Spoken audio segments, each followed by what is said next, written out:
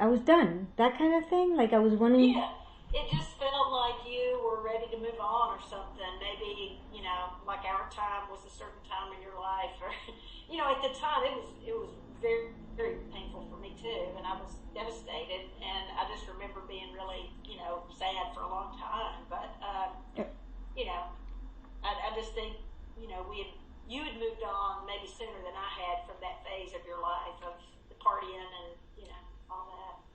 Yeah, I think I moved. Not that I stopped drinking, but I think after, especially after the psychiatric thing, I actually think I still drank, but I really, my graduate school kind of forced me to sort of, and I moved into that little professor's apartment on, not Morningside, but one of those.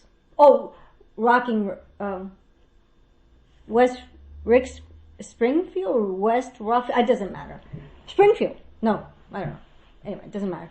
And I moved there into that little tiny professor's apartment. And I remember just doing my doctoral dissertation there and stuff. Okay, but it wasn't anything. It wasn't like, was I emotionally unavailable? Was I not a talker? Anything you remember? It's okay to say bad things about me.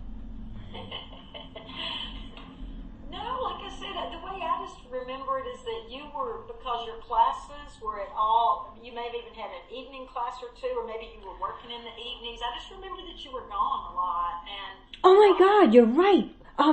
Ritz Carlton. that's all. Forgot about that. I just remember that you were just gone all the It time. was the Ritz Carlton nighttime. Oh, about Ritz Carlton. That's right. That's what it was. Oh my God. Because you would be gone like all day and all evening, and like I was still just working a regular Monday through Friday kind of 9 to 5 kind of shift at the real estate company, and that may have been close to the time. It was actually close to this time I started working at Emory University. That was summer of '87, and that first year I was doing that, I was part-time at the real estate company and part-time coaching. So I think it was during that year, like the fall of '87, that was probably about the time that we split.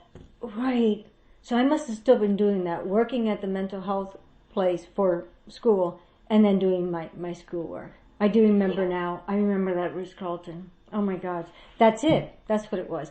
Did you feel like I abandoned you? Did you feel like A little bit at the time, I did. Yeah, I did. yeah. Like, oh my gosh, we moved into this place, and yeah, it did a little bit at the time. But I remember that all of it was very cordial. We stayed friends, and it was like not buddy buddy, but there was never any period that we were where it felt angry or I don't remember that either. I don't want to talk to you. It never felt like that. Painful, really painful, Yes. but not. I don't remember being, well, I shouldn't, angry or anything at you. It wasn't like that. It was just like, I think you're right. I kind of just was so gone with so much that I kind of just left, Oh, Yeah, I'm going to cry. All right. So, yeah. And that's okay. You could say, like, you felt abandoned. I imagine you did, I especially. did. Yeah. I definitely think that's a good description. Yeah. At the time I felt that way, and thank goodness Gary and them were there, because I just hung out with Gary and Lonnie and Rick, my friends that I'd grown up with were all there, and Thank God they were there. hang out with them, and we already knew Emily and Paige and all them at that point, and so I had a lot of friends. I had a network, and I was playing a lot of sports, so I had a lot of things to stay busy. But yeah, I just remember. I mean, if anything, I was resentful towards you about leaving me with that lease, because I think we had just signed the lease and the rent was more expensive, and I know that was a struggle because I wasn't making that much money. I had to try to get out of that right away, and I moved in. Gary and Lonnie and Rick were renting an apartment over in Midtown, and I moved in and slept on Gary's floor for a few months until he and I rented a house together out in Decatur. Oh my God, I am so sorry. I am so sorry. No, it's okay. It's an adventure now when I think about it. I had an air mattress where I slept on the floor, because it was just like a small apartment, and Gary had a bedroom to himself, and Lonnie and Rick they weren't together, but they might have had to share a bedroom. I forget. I still remember it was an upstairs apartment right off of Ponce in the heart of Midtown, down there near where the Krispy Kreme is now. Love it. Mary Max and all of that. That's probably all gone now, but No, Yeah. I remember we got a little air mattress and I slept on the floor in Gary's room for whatever amount of time till their lease was almost up there. And then he and I rented a house together out in Decatur, that big house that we stayed in for like 5 years. Yeah. Oh boy, it's so funny. I didn't remember the secret. Wow. I'm sorry. I don't know. I do know that. I don't know exactly what happened, but it wouldn't be surprising of me to just have sort of left, like I'm sure I didn't communicate it. I'm sure I didn't say, hey, can we work on and all this stuff, because I think I allowed myself to disconnect.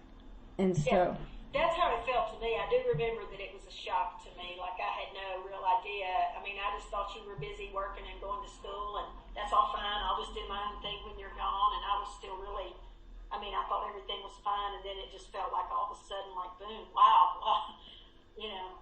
yeah, I imagine that's how I imagine on my end, because I didn't communicate.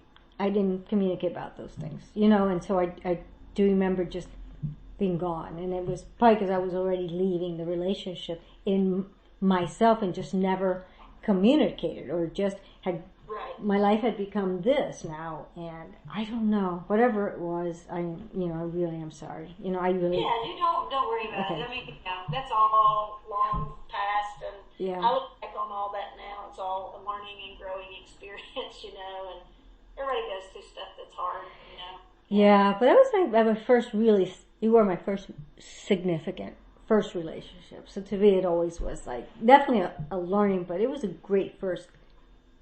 I remember those days in Asheville, walking in the snow and going to that little place where they showed biscuits, gravy and biscuits or whatever I was addicted to. Oh, yeah. Biscuits and gravy, whatever they do there. Oh my God, I forgot, gravy and biscuits, I don't know, whatever. Yeah, biscuits and gravy. Yeah. Something like that. I was addicted. Anyway, so I remember the whole Heather trip. Anything else you remember? Anything else, whether about those years in particular, because it's so significant, in the sense of like, still being in college to really getting into graduate school, my life really changing. Mm-hmm. It was so much fun those first couple years in Atlanta, just because we discovered all the pubs that had music every night, and meeting the Indigo Girls who were just kind of becoming famous. I just remember how fun and exciting that felt to me after being such a small town, or a rural kid to a small town, and then to Atlanta, and being in the midst of such a cool scene. I just remember feeling how lucky I was to get to do that. Those were great. How lucky were we to have Little Five Points Pub or whatever, and to listen to them when by the third set there was no one there. We were just drinking pitchers of beer. How cool. On a Tuesday night. I know. I just remember the pitchers of beer, How fun was that? I mean, that was like the best in the Little Five Points area, and just everything. So much fun. So many fun places to go. That's my main memory of that time, just how exciting it was, really. And how lucky. Yeah, I consider myself so lucky. Yeah. Anything else? Was I a party person, party girl since the moment you met me? Or did I get worse? Or was I? Oh. No, I think you were at first, and I was, for sure. And I think we were together. I'm sure we kind of brought that out in each other. Yeah. And, I do think that was part of it. I think you were so busy with grad school and you couldn't continue in that. And I was just working, and I was off every night. And now, I had played sports and went out with people to have a few beers afterwards. And so I think I was still more in that at that point than you were. Yeah. I always figured that was part of what contributed to that falling apart. You were kind of moving on, and I wasn't. But yeah. Well, it's funny. I wouldn't have seen it as you not moving on. I imagined it because that was like home for me. But I do remember making this huge shift into the focus of, I was really going to take this school serious, which I never have taken school, but that really started to become my focus. Yeah. And then all the work, I was working so hard, like 2 jobs or whatever. So I think, absolutely. Yeah. Probably the first time I was aware of how easily I can leave a relationship if I'm not easy.